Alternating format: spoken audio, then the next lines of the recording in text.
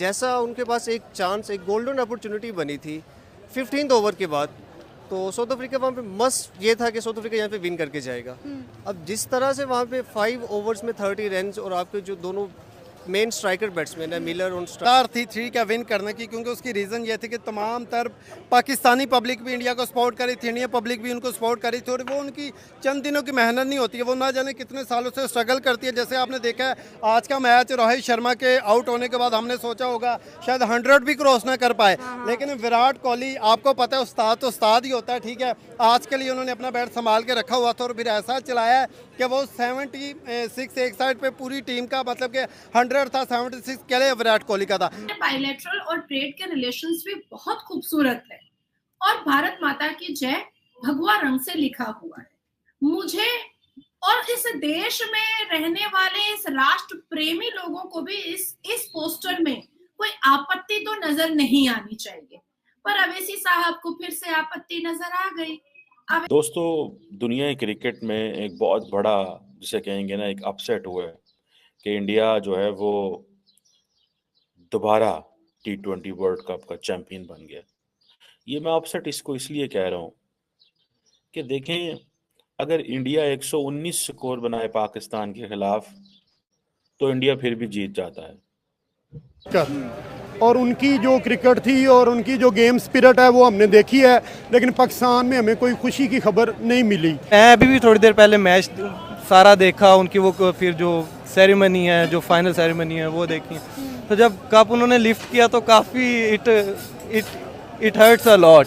India की तरफ से जब हम देखेंगे तो उनका जो की पॉइंट है वहाँ पे आता है बुमराह के ओवर और रोहित शर्मा की कैप्टेंसी को लेके कि वहाँ पे उसने जो कॉन्फिडेंस था लूज नहीं किया, लेके बने रहे कि यार वी कैन कम बैक। मुबारकबाद है इंडियंस को, अगर इस सवाल पे आप आती हैं तो उन्होंने बहुत अच्छी क्रिकेट खेली है, इस रीजन की उन्होंने प्रूव किया है। अगर एफर्ट की जाए टीम में, रोए हम कम से रोए हैं।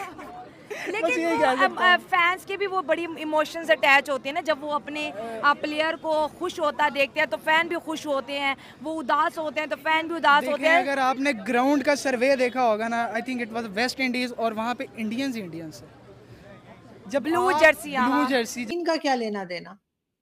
अब यही सवाल तो अवैसी साहब से किया जा रहा है कि भाई हम सबको पता है कि कासिम रिजवी के बनाए हुए मुस्लिम इत्तेहादुल मुस्लिमीन पार्टी के आप आखिरी चश्मचिराग है। कासिम रिजवी जो पाकिस्तान के पक्ष में भारत के विरोध में अपनी फौज खड़ा किया था। हम सबको पता है कि असदुद्दीन अवैसी, ये दोनों जोड़ा अवैसी, दोनों भाई और उनके परिवार वाले रजाकार के फौज के आखिरी सिपह सालार है, और कहीं ना कहीं जिन्ना साहब की तरह एक नए वर्जन में नया मॉडर्न जिन्ना पैदा हुआ है और देखते हैं तो फैन भी खुश होते हैं, वो उदास होते हैं तो फैन भी उदास होते हैं। अगर आपने ग्राउंड का सर्वे देखा होगा ना, I think it was West Indies और वहाँ पे इंडियंस है, जब ब्लू जर्सी जब आप अपने क्राउड को, आई थिंक 100 करोड़ से ज़्यादा आबादी है इंडिया की, बिल्कुल, और जब आप अपने नेशन को इस तरह खुश करें तो क्या बात है। डेफिनेटली। और हम लोग ऐसे हैं कि स्टेज पे कोई बंदा बोल नहीं सकता और उन्होंने पूरी कंट्री को एकदम परफॉर्म करके दिखाया। डेफिनेटली स्टेज पे पहुंचे हैं तो कुछ पोटेंशियल है। बहुत खुश हूँ, उन्होंने स्ट्रगल किया है, आज तक ऐसा टूर्नामेंट ही नहीं हुआ कि वो लगातार जीते हों।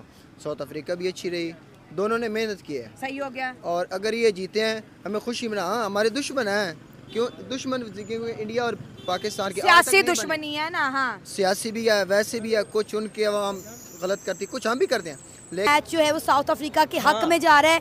साउथ अफ्रीका ये ट्रॉफी जीत जाएगा, T20 वर्ल्ड कप इस दफ़ा साउथ अफ्रीका को होगा।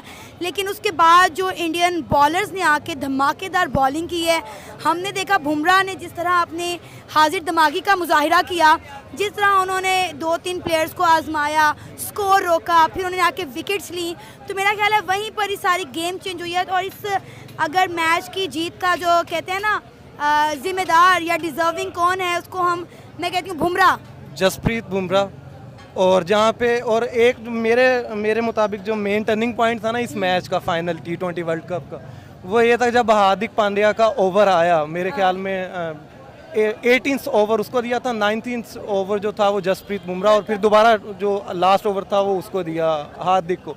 तो मेरे ख्याल में हार्दिक ने जो वो विकेट ली थी, पता नहीं हार्दिक ने ली थी या फिर वो जो है सरदार साहब जो हैं, जो यंग प्लेयर है, उसके ऊपर जो मिलर की जो विकेट गई है ना, जो कैच आउट हुआ है, वो मेन टर्निंग पॉइंट था। जहाँ पे वो मिलर चला गया वहाँ पे मैच फाइनल। लेकिन जो जीता है, जिसने मेहनत की है, उनको दाद देनी चाहिए। विराट कोहली जिंदाबाद, अच्छा काम किया है। हाँ। बहुत हमें खुशी है कि इंडिया जीता, बट हमें क्या गम भी बताएं, लग रहा है। बहुत बहुत शर्म की बात है कि हमारे लिए कि पाकिस्तानी टीम इस बार सेमीफाइनल में नहीं गई। सही वो देख बात है। लें अफगानिस्तान, कल की टीम बनी है, उनको खेलना ही नहीं आता।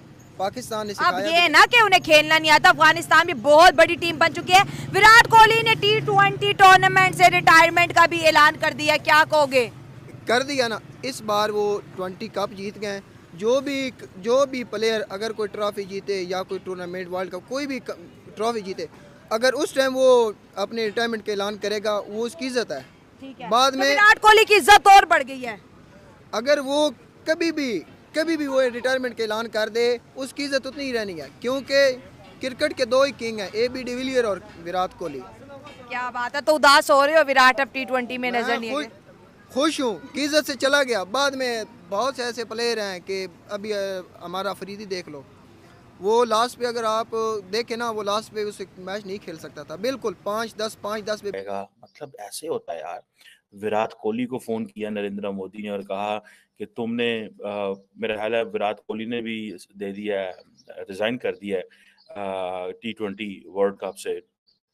और लेकिन देखिए विराट कोहली इतना बड़ा प्लेयर है कि नरेंद्र मोदी ने अपने ट्विटर हैंडल पे उनकी तस्वीर लगाई और बात करते हुए, ठीक है जी, कि मुझे खुशी है मैंने आपसे बात की है और आप मुझे खुशी है कि आप इतनी आप जो है आप आने वाली नई जनरेशन्स को इम्प्रेस करोगे। पूरे क्रिकेट वर्ल्ड जो इंडिया की जो क्रिकेट टीम है वो ये कहती है कि हमने विराट कोहली को देखा है एक खास किस्म की बैलेंस डाइट लेते हुए, वो उससे हटते ही नहीं है। उसने अपना एक बैग बनाया हुआ है, वो उस बैग के जरिए ऑपरेट होता है। वो जहाज में है तो वो बैग है, वो घर में है तो वो बैग है, उसको कोई गर्ज नहीं है वो कहाँ पे है। मतलब वो कहता है मैं टेस्ट के लिए खाते ही नहीं। हम लोग तो कहते हैं ना यार जरा निहारी का टेस्ट आ जाए, आज जरा थोड़ा सा ना चावलों का टेस्ट आ जाए, आज बिरयानी हो जाए, आज मटन हो जाए, आज कीमा हो जाए, आज जो है ना फलानी चीज़ हो जाए। वो कहते हैं भाई मुझे टेस्ट से कोई गर्ज नहीं है, मुझे मेरी फिटनेस से गर्ज है। खैर मैं कहीं कहीं दफ़ा तो ये भी समझता हूँ ये भी ज्यादती और जुल्म है, एडी भी केड़ी गल हुई।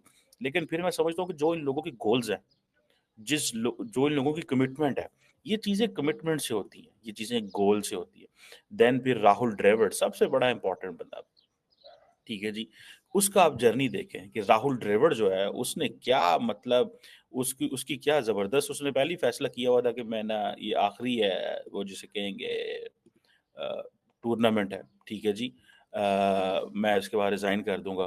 उसने रिजाइन कर दिया और वो देखें कि क्या जबरदस्त किस्म के उसकी, मेरा ख्याल है इससे बेहतरीन और उसको ट्रीट नहीं मिल सकती, लेकिन कमिटेड। इंडिया ने जो लोगों को खड़ा कर दिया उनको खड़ा कर दिया, उनको हिलाया जलाया नहीं है। इनक्रेडिबल कोचिंग थी उसकी, ठीक है जी। और मजे की बात है पाकिस्तान का कोई साबका खिलाड़ी पाकिस्तान टीम की कोचिंग ही नहीं करना चाहता। मैं आपको बात बताऊं, कोई ये वसीम अकरम वकार यूनुस की कोचिंग नहीं करना चाहते। आपको कहता छड्डो यार इन्होंने की कोचिंग करनी ना है, गल सुनते ने पॉलिटिकल पैटर्नेज बहुत ज्यादा है, सुनते ये किसी की है नहीं है, परवाह इन्हें किसी की नहीं है। मतलब क्या छोड़ो यार, इनके साथ क्या एंगेज करना। दैट इज द माइंडसेट, ये तो माइंडसेट है।